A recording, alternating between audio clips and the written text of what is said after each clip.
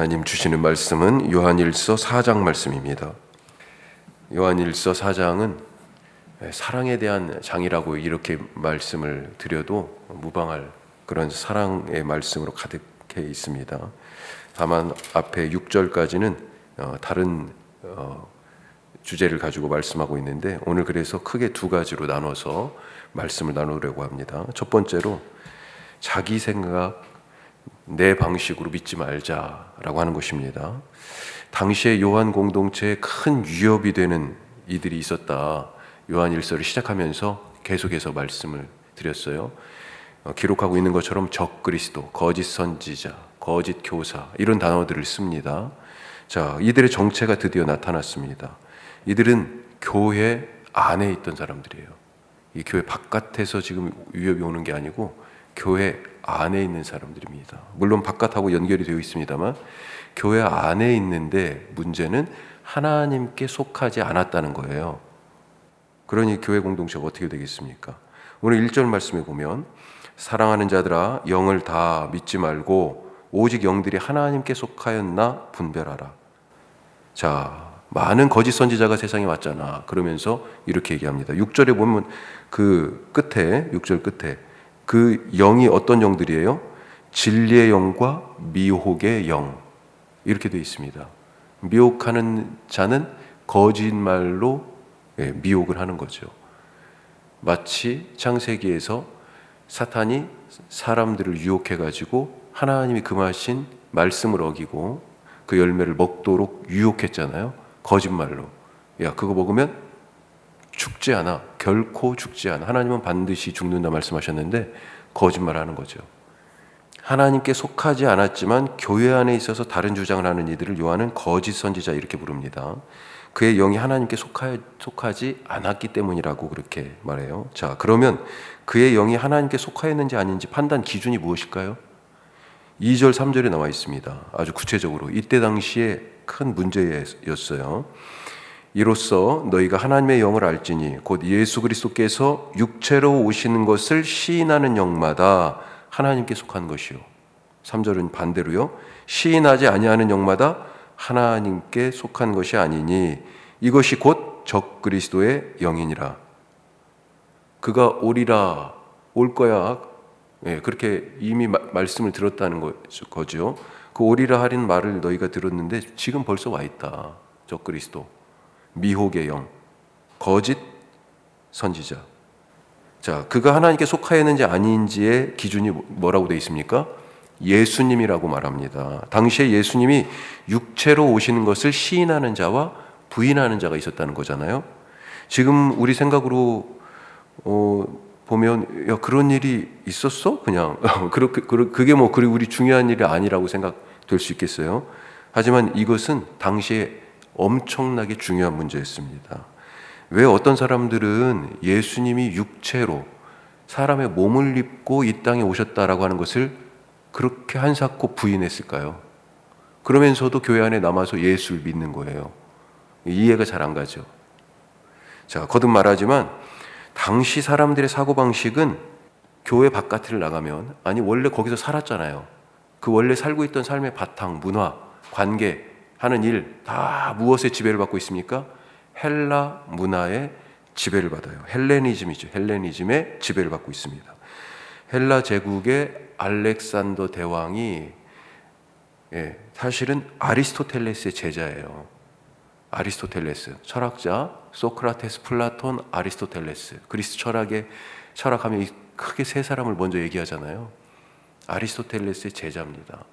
그러니까 이 알렉산더 대왕이 행한 정복 전쟁은 사실은 단순히 땅을 차지하기 위한 전쟁이 아니고요. 헬라 철학에 기반한 자기의 세계관, 이것을 전파하기 위하여, 좀 어려운 말로 철인 통치 이렇게 얘기하는데 일반 백성들은 다 우매한 거예요. 누가 다스려야 되냐면 깨어있는 지혜자, 철학자, 철인이 다스려야 된다는 거죠. 하여튼 그가 행한 정복 전쟁이 단순히 전쟁이 아니고 땅 차지하는 전쟁이 아니고요. 헬라 세계관을 전파하기 위한 그런 사명이었습니다. 그게 우리식으로 얘기하면 알렉산더가 갖고 있던 천국인 거죠. 이 헬라적 세계관, 단순하게 다시 말씀드리면 이원론입니다. 이원론. 이데아라고 하는 참된 실체가 있어요. 이건 안 보여요. 어디에 있어요? 영적인 거예요. 하늘에 있는 거예요. 자, 그런데 반대로 눈에 보이는 현상 세계가 있습니다.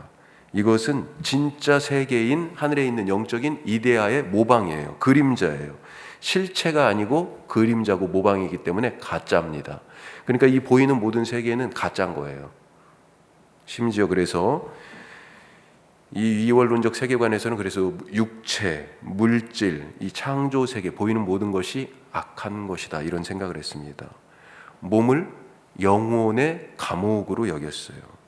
예수님이 이런 사고방식 가운데 살고 있던 사람들이 예수님이 인간의 몸을 입고, 신이 인간의 몸을 입고 왔다는 이런 말을 받아들일 수 없었던 것입니다.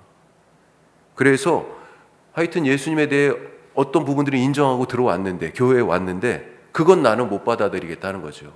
아예 교리를 바꿔라라고 하는 거예요. 성경 말씀을 바꾸라는 거예요.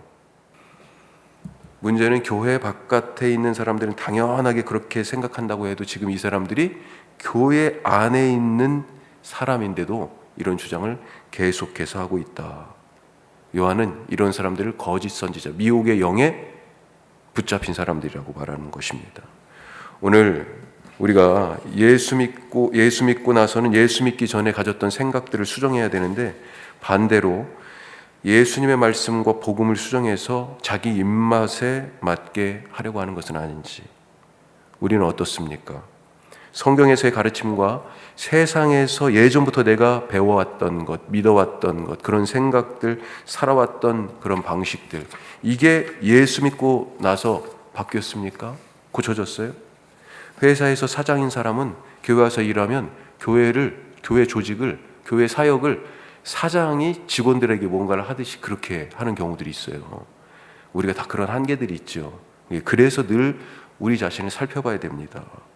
그런데 그걸 잘 모르는 거죠. 너무 익숙하니까. 교회 일이나 세상 일이나 일을 하는 방식이 다 똑같아 보이니까. 우리가 정말로 예수 믿고 나서 세상에서 살고 쓰던 그런 방식들이 예수님의 말씀을 따라서 수정이 됐는지, 오늘 그렇게 새로워지는, 하나님이 기뻐하시는 그런 하루 되시길 바랍니다. 자, 두 번째로 하나님이 달아보신다. 7절부터는 사랑에 대한 아주 그 유명한 말씀이죠. 우리 7절, 8절 같이 한번 읽어볼까요? 사랑하는 자들아, 우리가 서로 사랑하자. 사랑은 하나님께 속한 것이니 사랑하는 자마다 하나님으로부터 나서 하나님을 알고, 사랑하지 아니하는 자는 하나님을 알지 못하나니 이는 하나님은 사랑이심이라. 하나님은 사랑이시다. 자, 이 말에 하나님은 우리가 창조주요, 또 구원자요, 또 우리를 인도하시고 늘 함께 하시는 그런 보혜사, 보호자요, 공급자요, 이렇게 하나님을 삼위일체적으로 고백하잖아요. 창조주, 구원자, 그 다음에 우리와 늘 함께 하시는, 우리 안에 내주하시는 성령님, 이렇게 삼위일체 하나님에 대한 고백이 사실은 하나님은 사랑이시다라고 하는 이 한마디에 다 담겨져 있다는 것입니다. 창조하신 것도 왜요? 구원은 왜 하셨습니까? 왜 지금도 우리와 함께 하시면서 돌보고 먹이고 입히고 우리를 지켜주십니까? 사랑 때문이에요. 사랑. 따라서 우리도 11절 말씀처럼 사랑하는 자들아, 하나님이 이같이 우리를 사랑하셨은즉 우리도 서로 사랑하는 것이 마땅하도다.